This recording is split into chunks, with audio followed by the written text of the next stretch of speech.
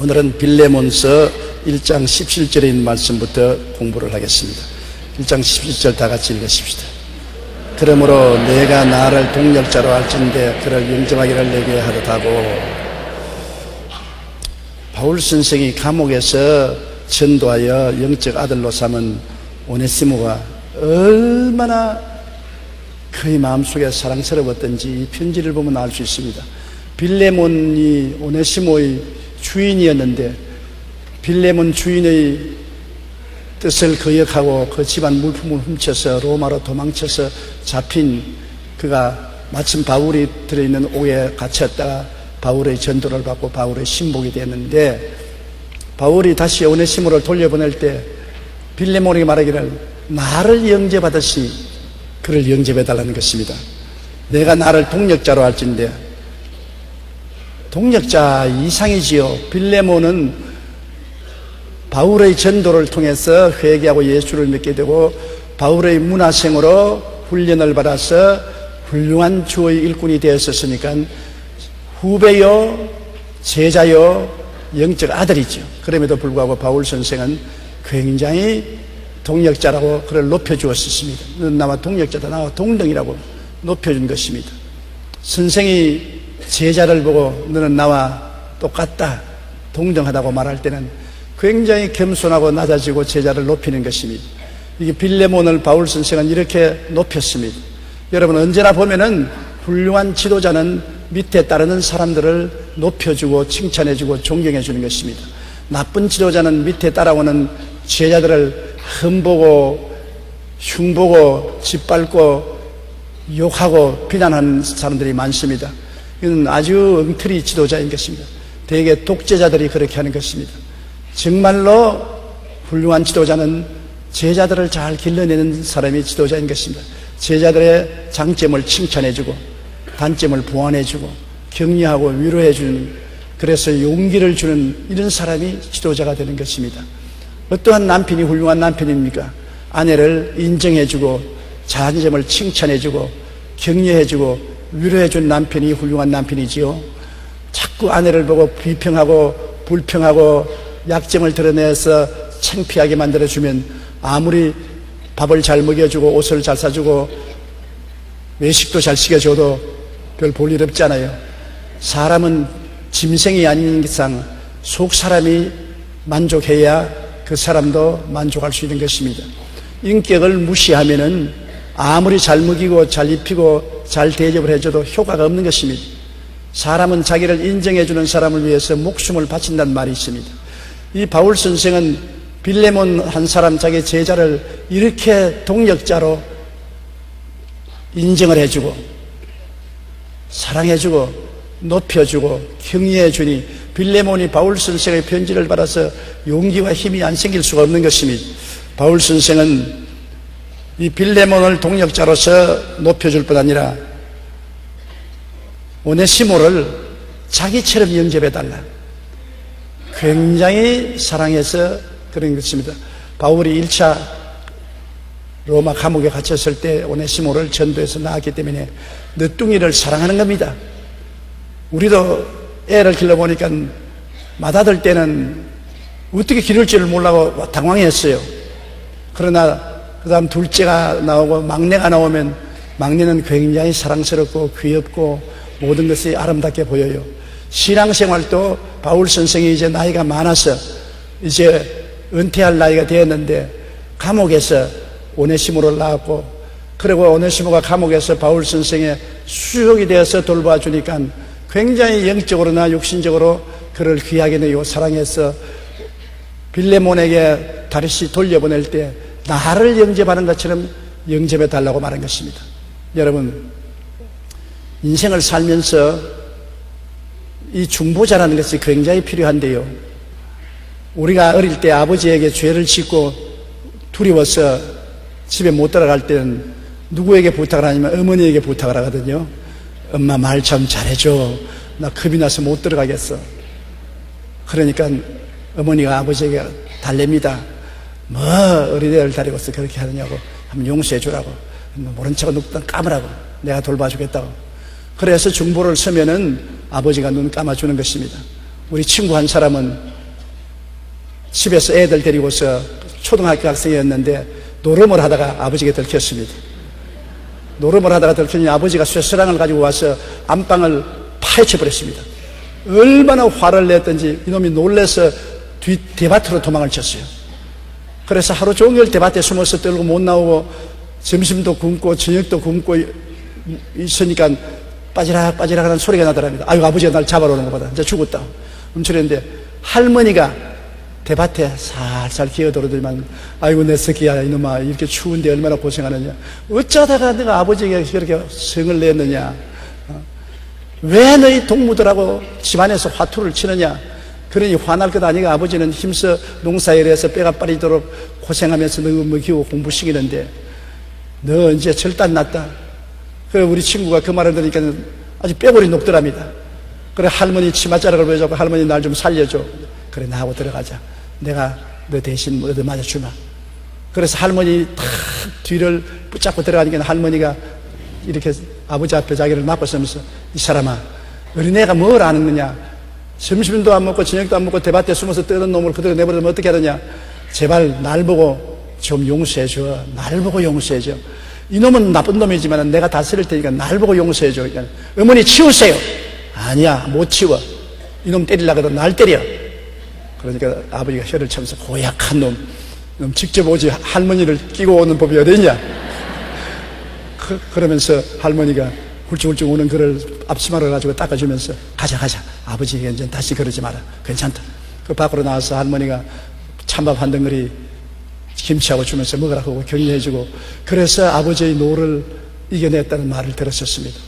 우리가 어려울 때는 중보가 필요해요. 사람이 사는데 중보와 부탁이 없을 수가 없는 것입니다. 가끔가다 대통령이 취임하기 전에 부탁하는 사람이 있으면 폐가 망신할 줄 알아라. 그런 말 해놓고 나중에 보면 자기가 더 많은 부탁을 들어줘가지고서 신문에 나고 야단 법석을 하는 것을 보는 것입니다. 인간이 사는데 일을 당할 때 부탁 안 할 수가 없어요. 나도 우리 집사람에게 뭐 좀 해달라고 부탁할 때도 있고, 우리 집사람도 내가 도저히 하고 싶지 않은데 자꾸 부탁을 하면 또 들어줄 때도 있고, 자식들이 내게 부탁할 때도 있고, 또 가까운 이웃들이 와서 부탁할 때도 있고, 교회에 오면 제가 절대로 신방을 안 가려고 작정을 했는데도 불구하고 뿌리치지 못할 지역장이나 구역장이 와서 목사님 한 번만 가줘요 그러면 부탁 안 들어줄 수가 없어요. 부탁이란 무섭습니다. 부탁이란 거절하지 못할 사람들이 많이 있기 때문에, 아주 거절하지 못한 사람이 와서 부탁을 하면 전진도 후퇴도 못하고 들어줄 수밖에 없습니다. 이 오네시모는 빌레몬 집의 종이었습니다. 그때 종은 주인의 소유물로서 때려 죽여도 법적으로 아무런 지장을 받지 않습니다. 그런데 종이 주인을 배반하고 주인의 집에 있는 돈이나 물품을 훔쳐서 도망을 쳤으니까 이거 아무리 해도 주인이 좋게 볼 리가 없는 것입니다. 아무리 크리스천이라도 자기 집에서 자기를 배반하고 물건을 훔쳐서 도망친 놈을 환영할 택이 없지요. 용서는 해줄지 몰라도 집에 다시 환영할 택은 없는데, 바울 선생이 내 대접하라시 그를 대접하고 날 영접하시 영접하라고 하니까 빌레몬으로서는 전진도 후퇴도 할 수가 없는 것입니다. 울지도 못하고 웃지도 못할 지경인 것입니다.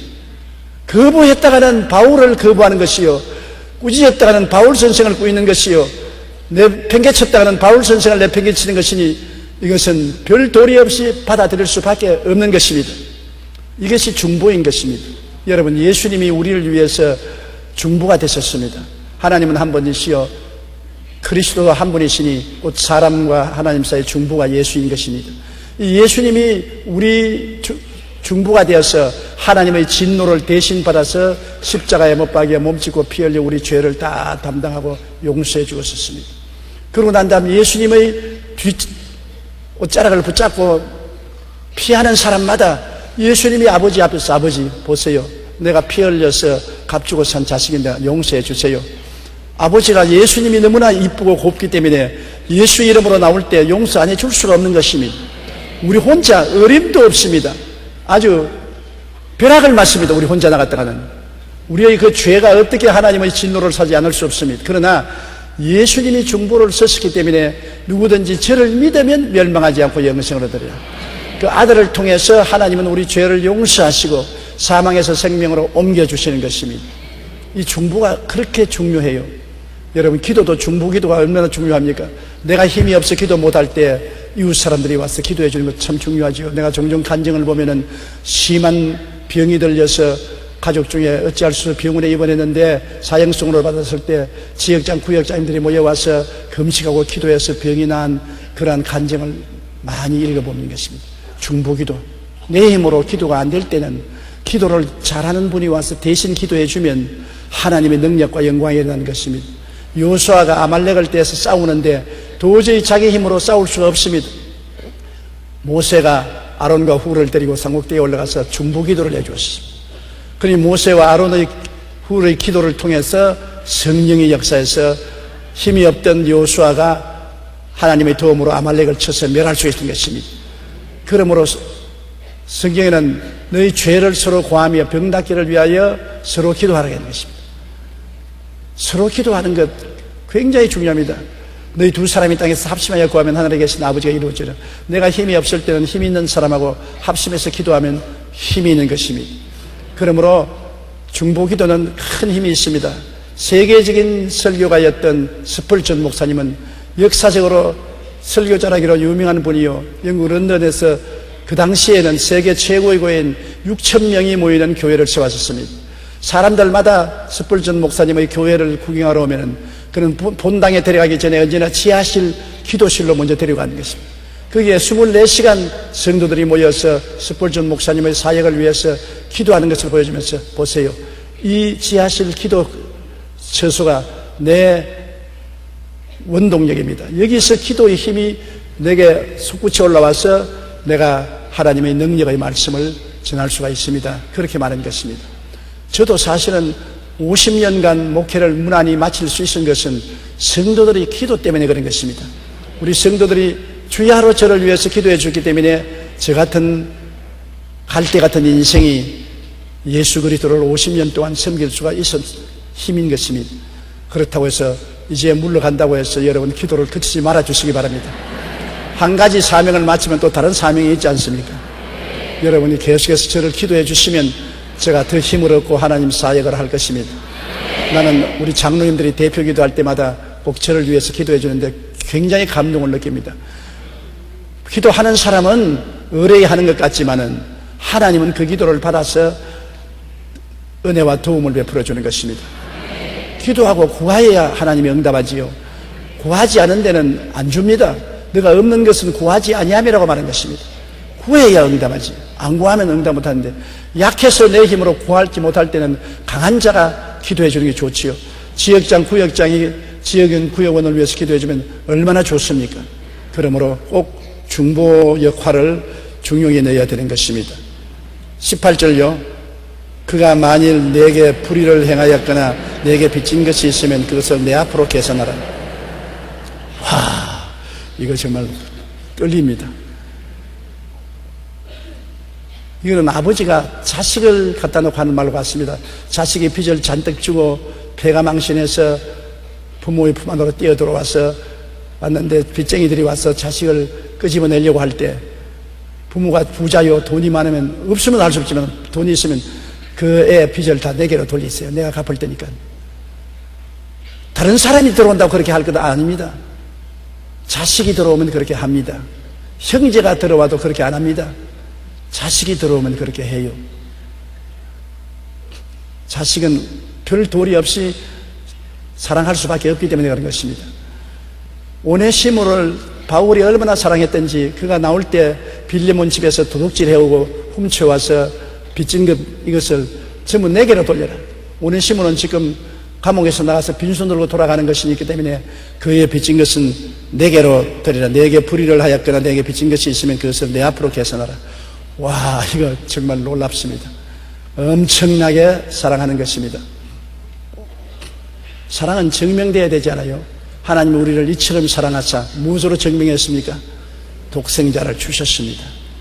예수님이 나를 사랑했다고요? 어떻게 해요? 십자가를 걸머져 주셨습니다. 저 사람이 나를 사랑한다가요, 나에게 내가 받아 맛이 아니라 나에게 이름 있을 때마다 선물을 갖다 줍니다. 사랑의 증거입니다. 미워하는 사람에게 선물 안 줘요? 사랑하는 사람에게 선물 주지. 가까운 부부간에도 한 가지인 것입니다. 남편이 그냥 부인 보고 사랑한다고 해서 책임 다 한다면 하루에 12번도 더 하지요. 사랑합니다, 사랑합니다, 사랑합니다. 그러나 속으로 부인은 뭐라고 말하냐 합니까? 증명하세요. 나를 사랑하는 증명을 하세요. 그림이라도 한 통 사오고 사랑한다 그래야지. 빈손 들고 자꾸 사랑한다면 무슨 소용이 있어요? 사랑한다는 것은 증명해야 되는 것입니다. 사랑은 증명하지 아니하면 헛된 사랑이요, 믿음도 행위로 증명하지 아니하면 헛된 믿음이 되는 것입니다. 그런데 바울이 오네시모를 얼마나 사랑하느냐. 그가 너에게 불의를 행하거나 빚진 것이 있으면 전부 내 앞으로 돌려라. 내가 대신 갚으마. 그러므로 자기 친자식 이상으로 오네시모를 사랑해 준 것입니다. 이쯤 되니까 빌레몬이 항복하고 바울 앞에서 두 손을 바짝 들 수밖에 없게 되어 있는 것입니다. 19절요. 나 바울이 친필로 쓰노니 내가 갚으려니와 내가 이 외에 내 자신이 내게 빚진 것은 내가 말하지 아니하노라. 여러분, 바울의 편지는 모두 다 대필을 했습니다. 바울이 안적이 좋지 않았습니다. 시력이 좋지 않았기 때문에 언제나 같이 있는 제자들이 바울을 편지를 받아서 쓰고 밑에 사인만 바울이 했습니다. 그런데 유독 이 빌레몬서는 오네시모를 위해서 바울이 직접 적었습니다. 눈이 나빠서 잘 안 보이니까 큼직한 글씨로 적었겠지요. 그런데 바울이 친히 편지를 쓴 것은 이 빌레몬서인 것입니다. 보통 바울이 오네시모를 사랑한 것이 아닙니다. 그렇게 중요한 로마서, 갈라디아서, 고린도 전후서 같은 이런 편지도 전부 대필을 했는데 빌레몬서는 바울이 직접 썼다고요. 그러므로 바울이 나 바울이 친필로 쓰노니 내가 갖겠다. 그러고 난 다음에 하나 꾹 찔러 주었습니다. 너는 내게 빚진 것 얼마나 많은지 아느냐? 내 자신이 빚진 것은 내가 말하지 않겠다. 내 자신의 구원받은 것으로부터 시작해서 그 다음 진리를 깨닫게 된 배운 것, 모든 것이 내가 너에게 전달해 준 것이니 너가 내게 빚진 것은 내가 말 안 할 테니까 네가 알아서 해라. 내가 재미있는 이야기를 읽어보았었습니다. 한 어머니가 아침 식사를 준비하기 위해서 주방으로 갔는데 식탁 위에 어린 아들이 쓴 종이 한 장이 놓여 있었는데요, 내용은 청구서 끝났거든요. 그래 어머니가 읽어보기에는 이번 주 아빠 구두 닦아드린 값 5,000원, 엄마 심부름 3번 한 값 3,000원, 쓰레기 2번 내다 버린 값 2,000원, 합계 10,000원을 내놓으시오. 아들이 그렇게 청구서를 내놨습니다. 어머니가 글로 웃고 난 다음에 밑에 답장으로 적었습니다. 청구한 대로 지갑 속에서 10,000원짜리 한 장을 꺼내서 아들이 쓴 청구서 옆에 두었습니다. 그리고 잠시 아들이 와서 식탁 위에 자기가 청구한 대로 돈 10,000원이 있으니까 좋다고 집어넣고 보니까 그 밑에 어머니가 쓴 글이 있어요. 이렇게 적혔습니다. 너를 10달 동안 내 뱃속에 넣고서 데리고 다닌 값 무료, 너를 그동안 먹이고 입히고 키우는데 들어간 값 무료, 내가 아플 때 밤새워 기도하며 눈물 흘리며 간호한 값 무료, 이외에도 너에 대한 나의 진정한 사랑까지 다 전부 무료로 주었다. 그러나더랍니다. 이걸 보고 아들이 당황을 했어요. 야, 어머니는 너무나 큰 사랑을 무료로 주었는데 나는 조그만 봉사를 돈으로 계산했냐. 그래서 돈을 10,000원짜리를 도로 내놓고 그게 아들이 적기를 다 지불되었음. 나는 이 글을 읽으면서 내 마음속에 충격을 받았습니다. 우리 조금 기도하고 난 다음 주님 내 기도한 대가를 내놓으십시오. 11조 냈으니까 대가를 내주십시오. 내가 잘했지요. 내가 봉사했으니까 봉사의 대가를 내놓으십시오. 나 잘했지요. 주님 대가를 내놓으십시오. 그러면 주님께서 물론 내가 너 심은 대로 그도 죄가 주지. 그러나 내 말도 들어봐라. 내가 너를 위해서 죄 용서하기 위해서 몸짓고 피 흘린 공로는 무료로 줌. 내가 너를 마귀와 세상에서 건져내 거룩하고 성령 주신 것 무료. 내가 채찍을 맞아 너의 병을 짊어진 것은 무료. 내가 너를 저주에서 해방시키기 위해서 십자가에 매달려 고통당한 것 무료. 내가 너를 위해서 구원하기 위해서 내가 죽어서 묘지에 들어갔다가 사흘 만에 부활한 이 은혜도 무료, 이 모든 것을 너에게 무료로 두었으니 너는 내게 뭘 주겠느냐? 입이 딱 다물어지고 할 말이 없습니다. 뭐 우리 자랑할 게 뭐가 있습니까? 아무것도 없습니다. 모든 것을 은혜로 받았으니 우리 하나님을 섬기는 일에 목숨을 바쳐도 시원치 않습니다. 구원이라는 것은 하나님이 예수님을 통해서 전적 은혜로 무료로 주시는 것입니다. 구원이 얼마나 크기 때문에 대가를 지불할 수 없어요. 햇빛이 얼마나 귀하기 때문에 돈으로 계산하지 못합니다. 그 뭐 전등불, 호롱불, 촛불 같은 것은 계산할 수 있지만은 햇빛은 생명의 원천이기 때문에 돈 내고 받으라면은 돈 내고 받을 사람은 없지요. 무료입니다. 공기도 얼마나 귀합니까? 3분만 숨만 쉬면 죽습니다. 돈 내고 공기 숨 쉬니까 무료입니다. 물도 가공한 가공비만 내지 원천 물은 무료입니다. 그러니 너무나 귀한 것은 무료지요. 부모님의 사랑도 무료. 하나님의 사랑이 얼마나 큽니까? 하늘과 땅과 세계와 그 가운데 모든 것을 지으신 그 아들이 십자가에 못 박여 죽어 대가를 지불했는데 그게 우리가 500원짜리를 내겠습니까? 만원짜리를 내겠습니까? 1000원짜리를 내겠습니까? 1억을 내겠습니까? 10억을 내겠습니까? 1조를 내겠습니까? 그것을 내서 값주고 살려면 하나님을 모욕하는 것입니다. 하나님의 은혜와 사랑은 너무나 크기 때문에 공짜입니다. 너무나 큰 은혜와 사랑은 공짜예요. 누구든지 저를 믿기만 하면 구원을 얻는 것입니다. 그 은혜를 인하여 믿음으로 말미암아 구원을 얻다니 이것이 우리에게 난 것이 아니요 하나님의 선물이라. 행위에서 난 것이 아니니 누구든지 자랑치 못하게 하려면 은혜의 선물로 주신 것입니다. 따라서 말씀하십시오. 구원은 하나님의 은혜의 선물로 우리에게 주셨다. 믿기만 하면 된다. 믿음으로 구원을 받고 그 다음에 구원받았으니 구원받은 사람처럼 살아야 될 것입니다. 구원받은 사람이 개망나이 같이 살기 때문에 오늘날 세상에 우리를 부르고 손가락질하는 것입니다. 아, 예수 믿는다는 사람이 시장터에 나서 장사하는데 중국산 조기를 갖다 놓고 영광조기라고 굴비라고 팔면은 나중에 속은 사람이 니도 예수 믿느냐? 너 같은 예수생이 교회 나갈 바에 아무도 안 하겠다 그러는 것입니다. 아, 중국산이면 예수 믿는 사람은 중국산이라고 해야지 그걸 영광굴비라고 거짓말하면 어떻게 하는 것입니까? 가장 큰 문제가 우리 예수 믿는 사람들이 오늘날 거짓말을 땡먹듯이 한다는 것입니다. 예수 믿는다고 말은 하면서 거짓말을 땡먹이 하고 시장터에서 싸우면 더 화음을 치고 삿대질하는 사람이 예수 믿는 사람이고 더 용서하지 못하고 더 관용하지 못하는 사람이 예수 믿는 사람입니다. 안 믿는 사람들은 서로 싸우고 난 다음에도 포장마차에 들어가서 술 한잔 마시고는 나올 때 어깨동무하고 함께 노래 부르면서 나오는데 예수 믿는 사람은 한번 싸워놓으면 이렇게 해가지고 절대로 용서를 안 해줘요. 언제든지 만나면 이런 지경이니 누가 예수를 믿겠다고 하겠습니까? 우리 한국에 교회도 많고 성도가 많아졌지만 사회적 모범이 안 되는 것은 예수 믿는 사람답게 살아야지. 이게 우리에게 가장 중요한 것입니다.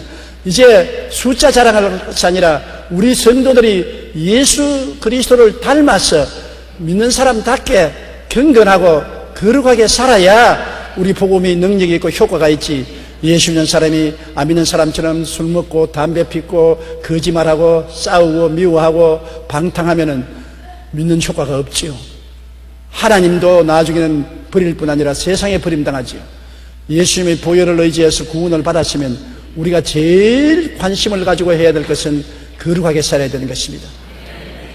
내가 손해가 날지라도 하나님을 영화롭게 하기 위해서는 손해를 감수하는 것입니다. 예수님께서도 자기 십자가를 걸머지고 나를 따르지 않은 자는 내게 합당치 않다고 했는데 십자가를 먹는 게 사형틀입니다. 자기를 죽이고 주님을 모시는 것이 십자가인 것입니다. 십자가를 걸머지고 주님을 섬기며 거룩하게 사는 것이 우리 삶의 태도인 것입니다. 그러므로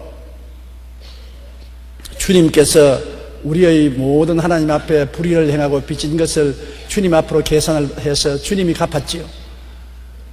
주님께서 할 수만 있으면 이 잔을 내게서 옮기시옵소서 했는데 그 잔은 예수님의 잔이 아니라 우리의 빚진 것, 우리의 불의, 우리의 추악, 저주, 절망의 잔인 것입니다. 주님이 우리 잔을 대신 마시고 우리 자리에 들어가서 고난당하신 것입니다.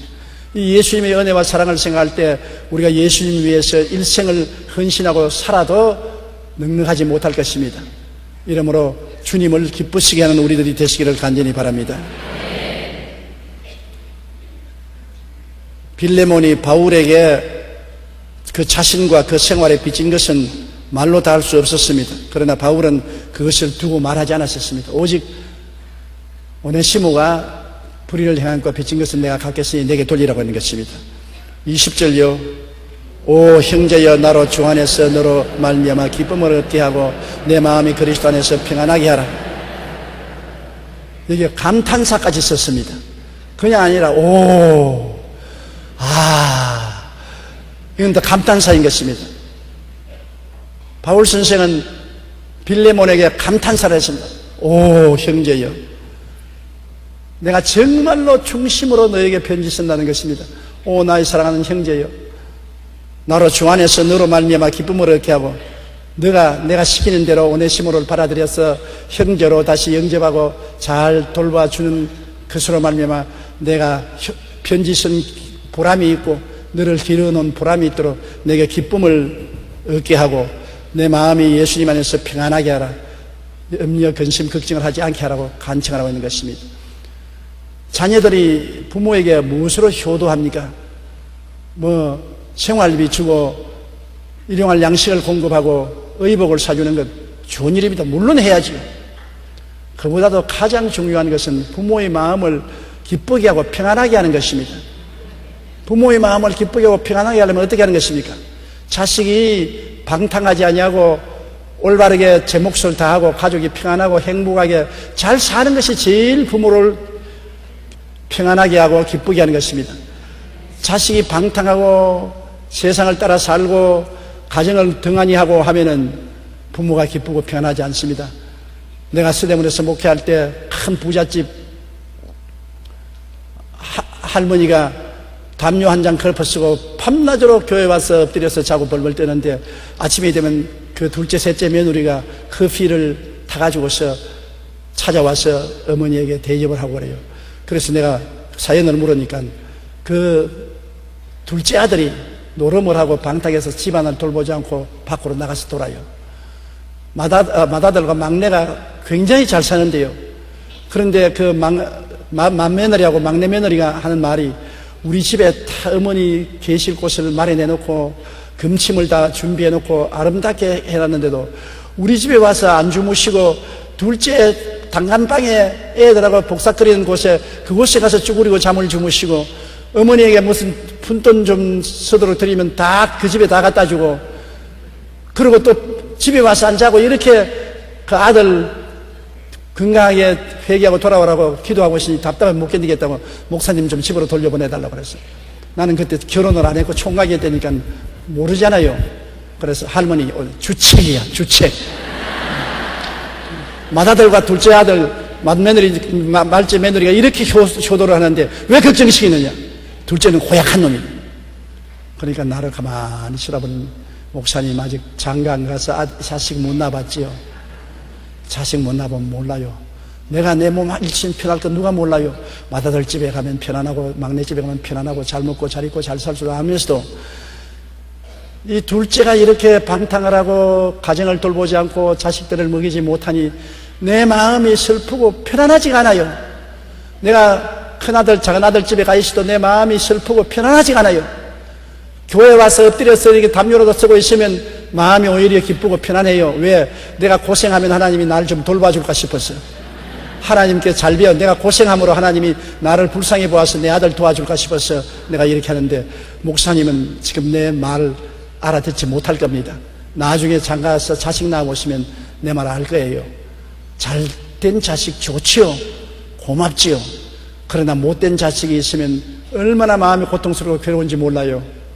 내가 그러나 그 소리 듣고도 속으로 주책이다 주책이야. 나는 절대 안 그럴 거야 했는데 내가 나중에 자식을 낳아보니 그보다 더해. 잘된 자식은 하나님께 감사하지요. 너무 고맙지요. 자랑스럽지요. 그러나 주야로 걱정하고 마음이 안 편한 것은 못된 자식 때문에 마음이 편하지 않고 걱정스럽고 불편해요. 그게 어찌할 도리가 없지요. 바울이 오네시모 때문에 그렇게 정성을 쏟았는데 오네시모를 빌레몬이 잘 받아주어서 환영을 하고 다시 훌륭한 예수 믿는 사람으로서 종으로서 집의 멤버가 될 수 있게 해줬다는 소식을 들으면 마음이 기쁘고 평안할 것입니다.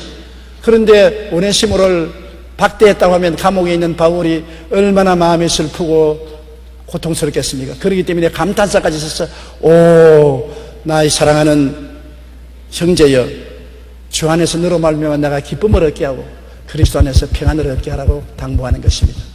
이게 얼마나 큰 관심사인 것입니까? 저는 저희 마음에 언제나 기쁜 것은 우리 교회가 평안하고 성도들이 신앙 속에서 잘 성장하는 것을 볼 때 마음이 기쁘고 평안합니다. 그러나 교회가 어지럽고 시끄럽고 성도들이 고통을 당하고 괴로움을 당하면 밤에 잠도 평안하게 못 자고 마음이 기쁘지 않고 평안하지 않아요. 자기 관심사를 가진 상대가 잘 때면 기쁘고 평안하고 못 되면 평안하지 못하고 불안한 것입니다. 그러므로 바울 선생은 자기의 기쁨과 평안을 위해서라도 오네시모를 받아달라고 하는 것입니다. 21절요. 나는 내가 순종할 것을 확신함으로 내게 썼으니 내가 말한 것보다 더 행할 줄을 아노라. 아예 믿습니다로 들어가는 겁니다. 아예 믿습니다로. 그 편지를 써서 오네시모의 손에 들려서 보낸 그 편지에 네가 순종할 것을 이미 알고 있다.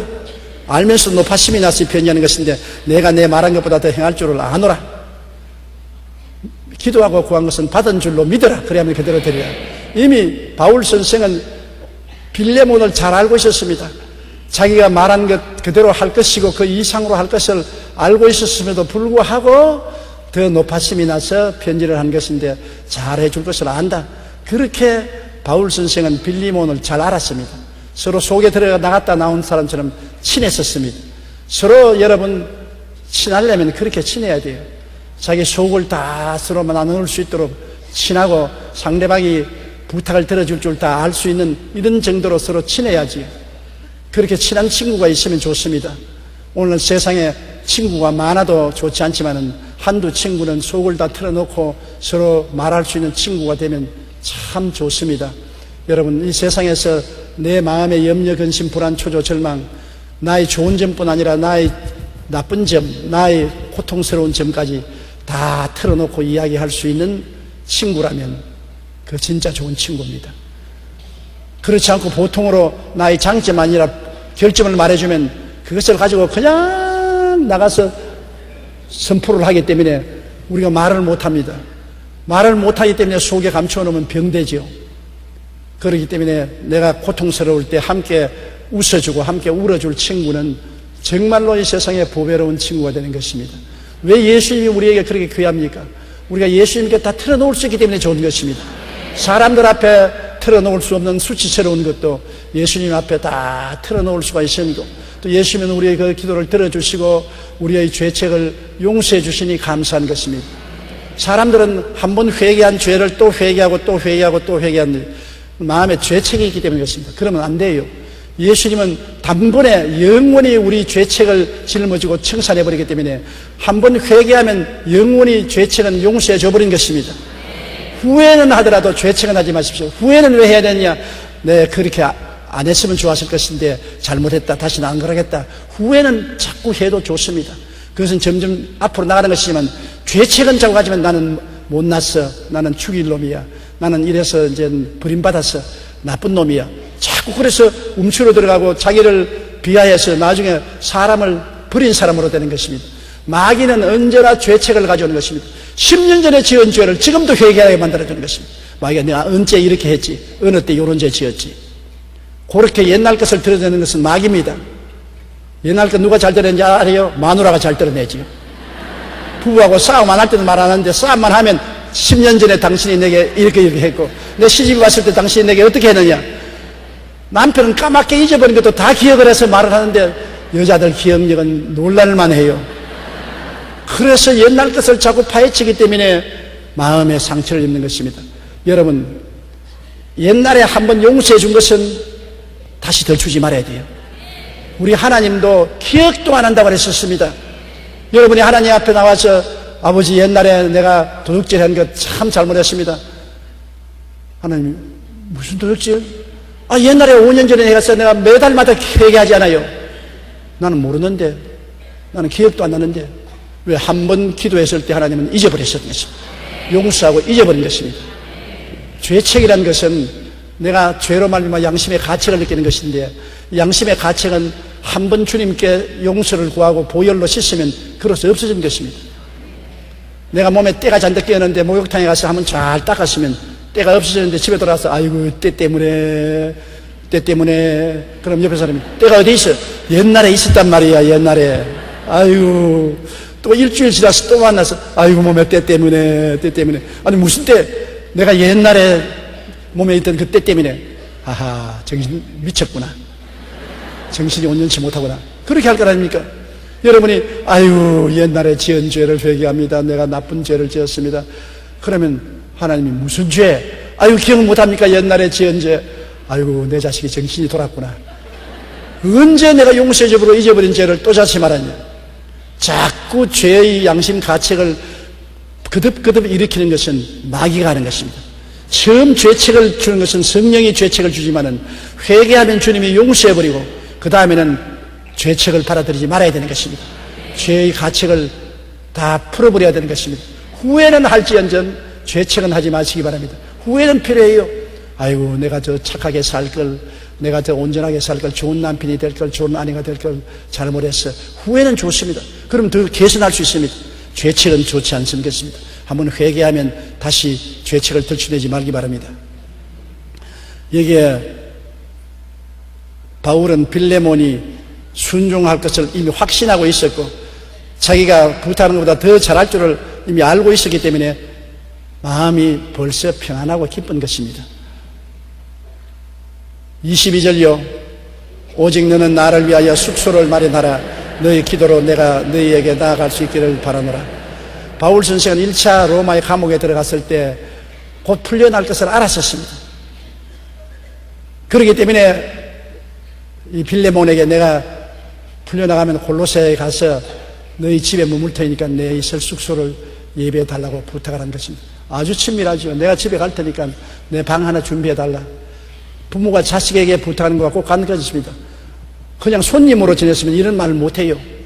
그러니까 나를 위해서 숙소를 예배다오. 내가 감옥에서 영만심 나갈 테니까 나가서 너도 만나고 오네시모도 만나고 너 집에 있는 교회 성도들도 만나기를 원한다고 했었습니다. 바울은 두 번째 감옥에 갇혔을 때는 목배임을 받았지만 처음에 감옥에서 나와가지고서 스페인까지 가서 전도하고 돌아온 기록이 있는 것입니다. 끝 인사를 보십시다. 그리스도 예수 안에서 나와 함께 갇힌 자 에바브라와 또한 나의 동역자 마가 아리스다고 데마 누가가 문안하느니라. 마지막에 함께 감옥에 앉아있는 자기 동역자들도 문안을 여쭈은 것입니다. 참 자상스럽지 않습니까? 자기만 했으면 됐는데 또 같이 있는 동역자들의 이름도 다 불러서 안부를 전하게 한 것입니다. 여기에 보면은 마가라는 사람은 한 번 바울하고 크게 다툰 사람인 것입니다. 처음 바울의 선교 여행을 따라왔다가 중동에 포기하고 떠나간 사람이기 때문에 바울이 굉장히 싫어했습니다. 그래서 마가 때문에 바울이 시험이 들은 적도 있었습니다. 그러나 다시 마가와 화해를 하고 마가 따라다니게 된 것입니다. 여러분 해외 선교를 안 해보면 모르는데 해외 선교 같이 출발했다가 중도에 떠나면 정말로 마음이 허전해지는 것입니다. 나는 그렇기 때문에 내가 해외 선교 갈 때 우리 장로님이나 우리 집사님들이 따라 붙였다가 중간에 떠날 바에는 따라오지 처음부터 오지 마라. 처음부터 안 오면 괜찮은데 중간에 오다가 떠나가 버리면 그 빈자리가 마음에 굉장히 허전하게 짝이 없는 것입니다. 따라 붙이면 끝까지 따라 붙이지 왜 중간에 왜 떨어지노 말이에요. 그거는 체험 안 해본 사람은 몰라요. 가면 끝까지 가야지. 중간에 떨어지면 안 되지요. 바울 선생도 마가가 중간에 가다가 떨어졌기 때문에 마음에 기분이 나빴으나 나중에 회개하고 돌아와서 다시 화목하게 된 것입니다. 그 마가도 같이 감옥에 같이 있고 아리스타고도 자기 제자였는데 그도 같이 있고 데마는 나중에 바울 선생이 감옥에 갇혔을 때 감옥 생활이 기가 막히니까 그만 세상을 사랑해서 사명을 버리고 떠나간 데마입니다. 근데 그때는 대마도 같이 있었고, 누가는 의사로서 바울 선생을 따라가면서 건강을 돌봐준 누가와 함께해서 무난했습니다. 우리가 인사는 자주 하면 할수록 좋습니다.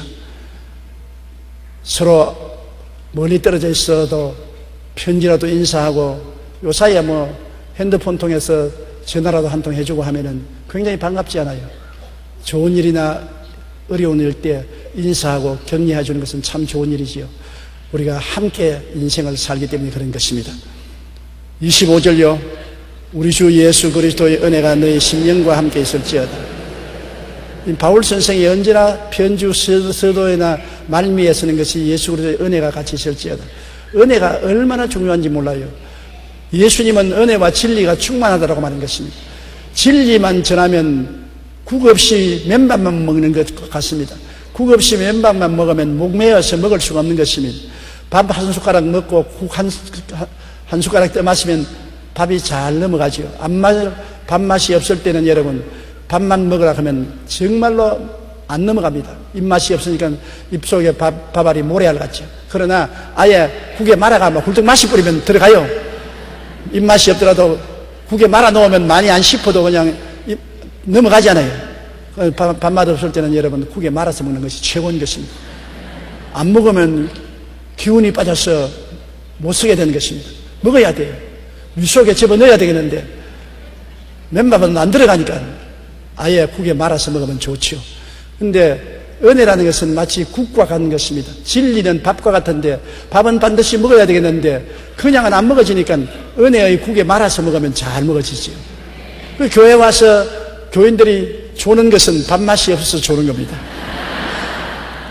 몸에 컨디션이 나빠서 영적으로 병들어서 밥맛이 없어서 꾸벅꾸벅 조는데 그게 은혜의 국을 끓여서 국에 말아서 먹이면 꿀꺽꿀꺽 넘어가는 것입니다. 그러므로 은혜가 굉장히 중요한 것입니다.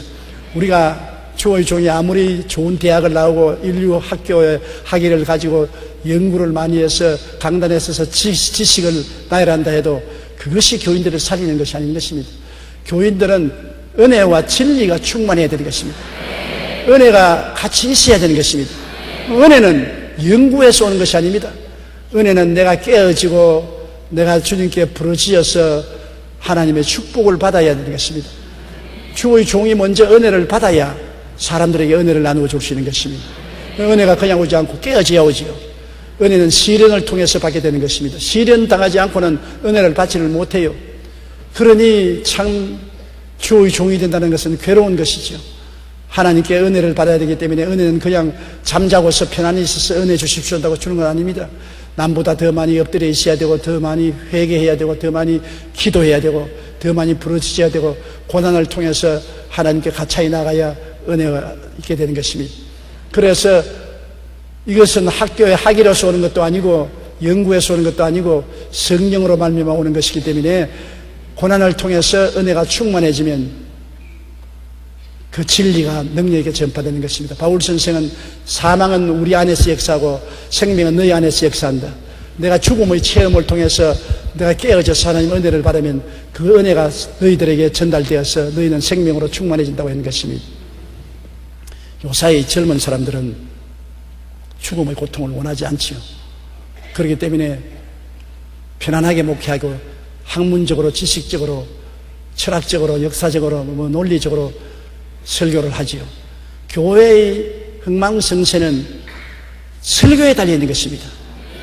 구역 예배도 좋고 특별히 프로그램을 해서 음악회를 가지는 것이나 간증집회를 가지는 것도 다 좋지만은 그것은 부식이요 주식이 아닌 것입니다.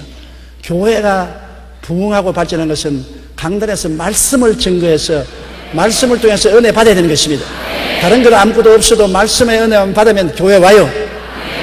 그러나 말씀의 은혜가 없으면 아무리 아름다운 교회당을 짓고 늘 음악 프로그램을 가지고 늘 1:1 상담도 하고 온갖 프로그램을 다 가지도 소용없는 것입니다.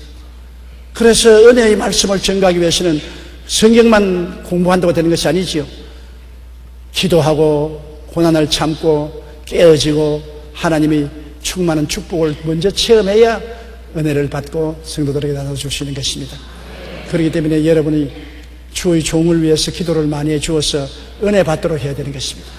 많은 주의 종들의 기도를 통해서 은혜가 주의 종에게 임하면 우리에게도 은혜를 받게 되는 것입니다. 그래서 빌레몬서가 끝난 것입니다. 바울 선생은 이 빌레몬서를 그렇게 귀하게 느꼈었습니다. 여러분, 이 바울이 오네시모를 사랑해서 빌레몬에게 중재를 쓴 것을 보면 예수님이 우리를 얼마나 사랑해서 하나님 앞에서 우리에게 중재를 쓰시고 우리를 위해서 모든 우리의 죄가와 빚을 대신 갚아주시고 지금도 우리를 사랑해서 우리에게 와서 계시는 것을 알아야 되는 것입니다. 주님이 바로 너희 처소를 준비하라, 내가 너희 속에 같이 있겠다고 말한 것입니다. 볼지어다 내가 마음의 문 밖에서 두드리느니 누구든지 내 음성을 듣고 문을 열면 내가 저에게로 들어가 저와 더불어 먹고 저는 나와 더불어 먹으리라고 한 것입니다. 후말리장천 멀리 계신 주님이 아닙니다. 우리를 위해서 중보하신 예수님은 성령으로 우리 속에 와서 계신 것입니다. 우리와 함께 더불어 먹고 마시고 함께 살다가 함께 천국으로 데리고 가시는 것입니다.